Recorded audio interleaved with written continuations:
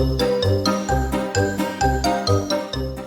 Viewers, welcome back to my YouTube channel DT educational hub. आज के video में हम बात करेंगे कि एपी, जीपी एंड एचपी क्या है। Means AP means arithmetic progression, GP means geometric progression and HP means harmonic progression. हम लोग देखेंगे कि अर्थमेटिक प्रोग्रेशन क्या होता है, जियोमेट्रिक प्रोग्रेशन क्या होता है एंड हार्मोनिक प्रोग्रेशन क्या होता है। इसका बेसिक कॉन्सेप्ट समझेंगे हम लोग। ओके, तो स्टार्ट करते हैं। सबसे पहले अर्थमेटिक, तो चलिए स्टार्ट करते हैं। अर्थमेटिक प्रोग्रेशन क्या होता है इसकी डेफिनेशन से। Okay, a series of number that decrease और increase by the same amount of each time. Means अगर हमारे पास में कोई सीक्वेंस या फिर सीरीज दी हुई है और वो हमारी इंक्रीज हो रही है या डिक्रीज हो रही है विद द सेम अमाउंट, या तो वो इंक्रीज हो रही है तो सेम अमाउंट से इंक्रीज होगी, या फिर डिक्रीज हो रही है तो सेम अमाउंट से डिक्रीज होगी ईच टाइम्स। ओके, तो the general form of terms means arithmetic progression में जो हमारी टर्म्स होती हैं उसका जनरल फॉर्म क्या होता है, a plus d, a plus 2d and a plus 3d and up to so on. Okay, where d क्या होता है हमारे पास में, जो डी होता है वो होता है common difference between terms. Means जो हमारी टर्म्स दी होती हैं सीरीज की उसके बीच का कॉमन डिफरेंस होता है डी, जिसे हम लोग रिप्रेजेंट करते हैं टी से। ओके, तो अब हम लोग देखते हैं कि किसी भी अर्थमेटिक प्रोग्रेशन में कोई सीरीज दी हुई है और उसकी nth टर्म फाइंड करने के लिए बोलता है, तो उसका फॉर्मूला क्या होता है, an is equal to an a1 plus n minus 1 into D, where an is equal to क्या होता है, the nth term in the sequence. मतलब an जो होती है वो nth टर्म होती है, a1 जो होती है वो क्या होती है, जो हमारा सीक्वेंस गिवन होता है उसकी फर्स्ट टर्म होती है a1, जिसको हम लोग डिनोट करते हैं a1 से, है ना। एंड d क्या होता है हमारा कॉमन डिफरेंस बिटवीन टर्म्स, मतलब टर्म्स के बीच का कॉमन डिफरेंस होता है।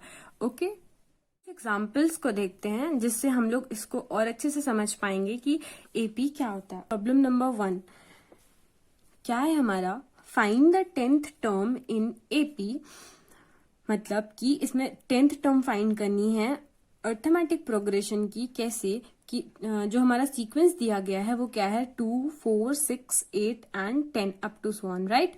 तो अब हम लोग कैसे पता करेंगे कि ये हमारा एपी में है, अर्थमेटिक प्रोग्रेशन है। कैसे, मैंने बताया था अभी कि सेम नंबर ऑफ अमाउंट से क्या हो, या तो इंक्रीज हो या फिर डिक्रीज हो हमारा जो सीक्वेंस दिया गया है।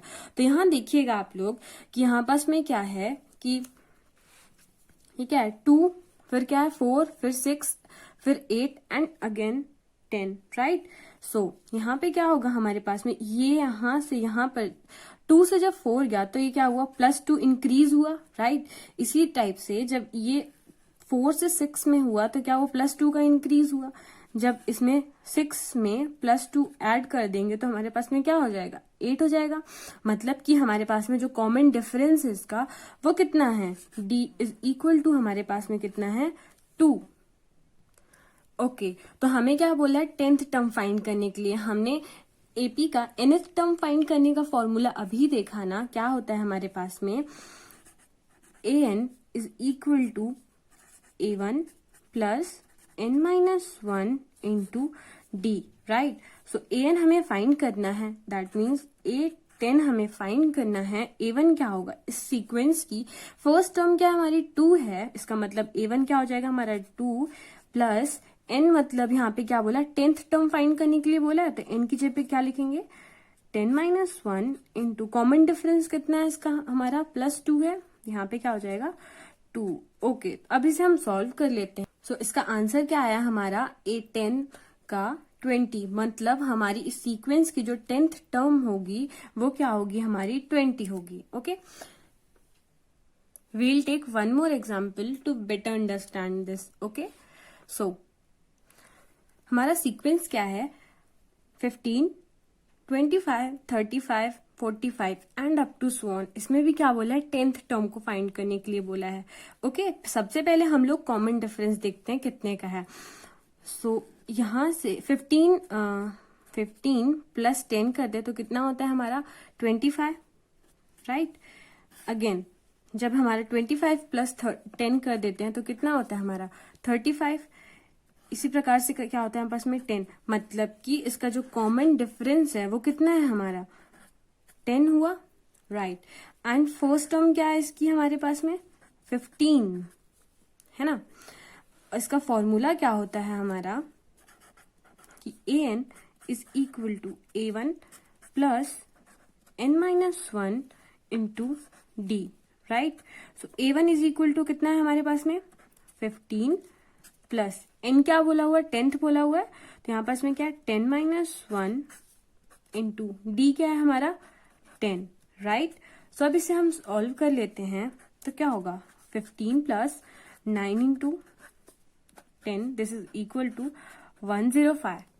जियोमेट्रिक प्रोग्रेशन देखते हैं हमारा कि जियोमेट्रिक प्रोग्रेशन क्या होता है। सबसे फर्स्ट इसकी डेफिनेशन देखते हैं। क्या है definition? A sequence in which each term is multiplying the previous one by a fixed number called the common ratio. For example, the sequence 2, 6, 18 geometric progression with the common ratio 3.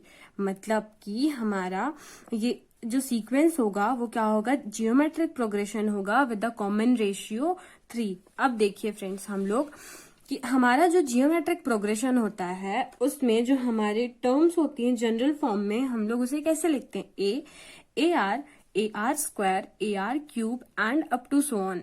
Means हम लोग जब arithmetic progression लिखते थे तो उसमें क्या होता था a plus d a plus 2d a plus 3d and up to so on, right. इसमें क्या है r square r cube by definition, right.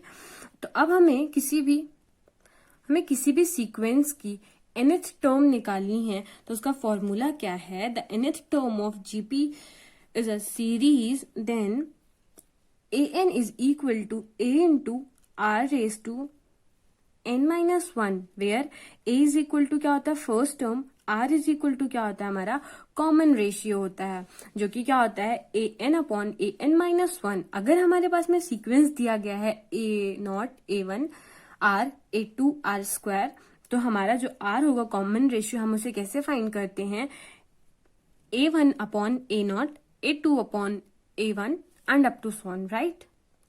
इसके एग्जाम्पल्स देखते हैं तो ज्यादा अच्छे से क्लियर में समझ में आएगा। So we'll have a sequence 1, 3, 9, 27 and up to so on, right. इसमें क्या बोला है 7th टर्म निकालनी है। सबसे पहले हम लोग देख लेंगे कि हमारा जो सीक्वेंस दिया गया है वो अर्थमेटिक प्रोग्रेशन में है या फिर जियोमेट्रिक प्रोग्रेशन में। तो हमारा जो सीक्वेंस है ये हमारा मतलब सेम अमाउंट से इंक्रीज तो हो नहीं रहा है। क्यों? क्योंकि अगर हम लोग यहाँ से 1 up to 3 जाते हैं तो +2, 3 up to 9 जाएंगे तो कितना होगा हमारे पास में +6 होगा। एंड तो जब इन दोनों का ही सेम नहीं और यहाँ पे भी करेंगे तो नहीं होगा सेम, है ना। तो अब हम लोग इसको क्या करते हैं कि ये जो सीक्वेंस दिया गया है हमारा ये सीक्वेंस किस में है जीपी में है, तो इसका मतलब इसका कॉमन रेशियो फाइंड करना है। कॉमन रेशियो क्या कहता है a1 अपॉन a0 मीन्स ये a0 ये a1 तो क्या होगा 3/1 मतलब इसका जो कॉमन रेशियो निकलेगा वो क्या है हमारा 3, राइट। एंड इसकी फर्स्ट टर्म क्या है हमारे पास में 1 एंड हमारे पास में इसका nth टर्म फाइंड करने का फॉर्मूला तो है ही an is equal to a into R raise to n-1। So we'll apply this. यहाँ पे n इज इक्वल टू कितना है 7 है ना। तो यहाँ पे क्या निकालना है a7 की वैल्यू निकालनी है हमने। यहाँ पे क्या हो जाएगा a मतलब फर्स्ट टर्म क्या है इसकी 1 इंटू r क्या है हमारे पास में 3 n-1 मतलब 7-1 दिस इज इक्वल टू। अब हम लोग इसको सॉल्व कर लेते हैं तो क्या होगा यहाँ पे हमारे पास में इतना। So the answer is 726। Okay, we'll take one more example to better understand this. So the sequence is 1, 2, 4, 8 and up to so on, right. इसमें क्या बोला 12th टर्म फाइंड करनी है ना। तो अब हम लोग इसका पहले कॉमन रेशियो निकाल लेते हैं। कॉमन रेशियो क्या आएगा हमारा r इज इक्वल टू क्या आएगा हमारे पास में 2 आएगा क्योंकि 2/1 is equal to 2, 4/2 is equal to 2, 8/4 is equal to क्या होता है 2 होता है, राइट। इसकी फर्स्ट टर्म क्या है हमारे पास में a इज इक्वल टू 1 है और हमारा फॉर्मूला क्या कहता है n इज इक्वल टू क्या यहाँ पे दिया है 12, राइट। तो हमारा फॉर्मूला क्या था कि an means a12 is equal to a मतलब 1 इंटू r मतलब 2 रेज टू n-1 मतलब 12-1. So here, so this is the answer, right. मतलब कि इस सीक्वेंस की जो हमारी 12th टर्म होगी वो क्या है हमारे पास में 2048. यही हमारी क्या होती है इस सीक्वेंस की 12th टर्म. अब देखते हैं हम प्रोग्रेशन क्या होता है. हार्मोनिक प्रोग्रेशन मीन्स इसे शॉर्ट में हम लोग HP भी कहते हैं. Okay, very first definition. A harmonic progression is a progression formed by taking the reciprocals of an arithmetic progression. इसका मतलब क्या होता है कि वैसे तो हमारा हार्मोनिक प्रोग्रेशन कुछ नहीं होता है, सिर्फ जो अर्थमेटिक प्रोग्रेशन होता है उसका रेसिप्रोकल ले लेते हैं हम लोग, तो वो हमारा क्या कहलाने लग जाता है, हमारा हार्मोनिक प्रोग्रेशन कहलाता है. यही हमारी डेफिनेशन भी बोल रही है कि जो हार्मोनिक प्रोग्रेशन होता है वो किस प्रोग्रेशन का फॉर्मेट होता है कि जो हमारी अर्थमेटिक प्रोग्रेशन होती है उसके रेसिप्रोकल्स का. ओके, देखते हैं हम लोग. तो जो हमारी हार्मोनिक प्रोग्रेशन होती है उसमें हम लोग जनरल टर्म को कैसे लिखते हैं, 1/a, 1/d, 1/a plus d, 1/a plus 2d and up to so on in HP because a plus d, a plus 2d and so on are in AP. क्योंकि हम लोग जब हम अर्थमेटिक प्रोग्रेशन पढ़ते थे तो उसमें जनरल टर्म को कैसे हम लोग डिनोट करते थे, a plus d, a plus 2d and up to so on. इसका क्या है, रेसिप्रोकल्स है ये हमारे 1/a, 1/a plus d, 1/a plus 2d, right. So this is the HP.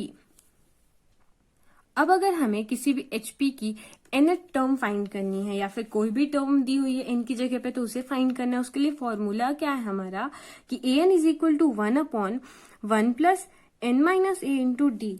Means an is equal to 1/nth term of corresponding AP. मतलब जो हमारी arithmetic progression में जो nth टर्म का फॉर्मूला था उसी का रेसिप्रोकल ले लिया बस, वहां जहां पे a क्या होती है हमारी फर्स्ट टर्म एंड d क्या था हमारा कॉमन डिफरेंस बिटवीन टर्म्स, है ना. अब हम इसके कुछ एग्जांपल्स देख. ओके, तो ये तो हुआ हमारी nth टर्म फाइंड करने का. अब यहाँ पे सबसे इंपॉर्टेंट एक नोट डाउन करिएगा आप लोग. Note, in order to solve a problem on harmonic progression or HP, one should make the corresponding AP series and then solve the problem. इसका मतलब क्या होता है कि अगर हमें कोई प्रॉब्लम सॉल्व करनी है HP की तो हमें उसे सबसे पहले करस्पॉन्डिंग AP सीरीज में चेंज करना होगा, देन उसका सॉल्व करके उसका रेसिप्रोकल मतलब आंसर हमने AP सीरीज AP में ही AP के फॉर्मेट में लेके आना है एंड उसका फिर रेसिप्रोकल जब ले लेते हैं तो वो जो आंसर होगा वो HP का हो जाता है. एग्जाम्पल से समझते हैं हम लोग कि अगर हमारे पास में कोई सीक्वेंस है, कैसा 2,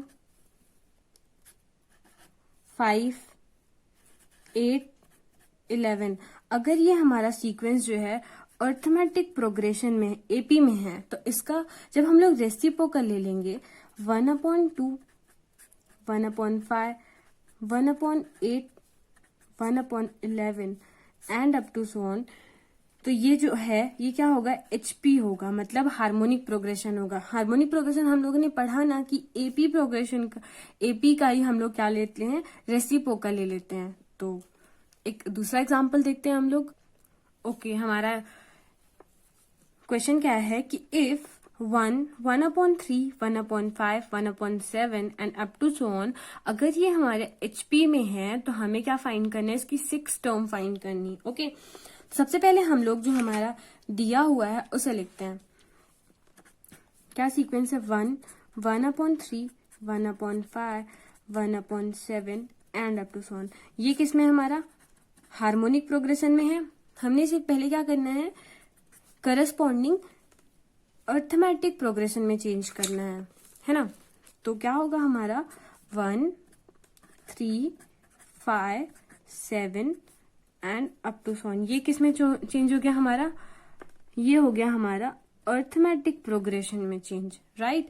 तो अब हम लोग जानते हैं कि अर्थमेटिक प्रोग्रेशन में किसी भी टर्म को फाइंड करने का फॉर्मूला क्या था हमारा, an is equal to a1 plus n-1 into D. Very first हम लोग को क्या करना है कि इसका कॉमन डिफरेंस देखना है. तो कॉमन डिफरेंस क्या है हमारे पास में, +2, यहाँ भी गया तो +2 एंड अगेन +2, मतलब इसका जो कॉमन डिफरेंस है क्या है हमारा, d is equal to 2, a1 is equal to, first term क्या है इसकी हमारी 1, right, and n is equal to क्या बोला, 6 टर्म बोला है, तो यहाँ क्या 6। अब ओके, अब मैंने इसमें इसकी वैल्यूज को रखा, n की वैल्यू रखा, a1 की वैल्यू रखा और d की वैल्यू रखा, इसे रखा। a1 की जगह पे क्या है 1, n की जगह पे 6 माइनस 1 एंड d की जगह पे कॉमन डिफरेंस कितना हमारा 2। इसे जब सॉल्व किया तो कितना आया, a6 इज इक्वल टू 11 आया, राइट। तो अब ये हमारा a6 तो आया, 6 टर्म आई, बट किस फॉर्मेट में आई हमारी, ये जो 6 टर्म है ये हमारी आई अर्थमेटिक प्रोग्रेशन के फॉर्मेट में। हमें क्या फाइंड करना है, HP के फॉर्म पे फाइंड करना है। अब हम लोग इसका क्या करते हैं, रेसिप्रोकल ले लेते हैं। 11 का रेसिप्रोकल 1/11, ये क्या होगा हमारा HP में होगा। अब हमारा क्या हो गया, ये जो क्वेश्चन था कि इसमें इस सीक्वेंस की 6 टर्म फाइंड करना है इन HP में हमारी, तो इसकी क्या होगी 1/11 होगी, राइट।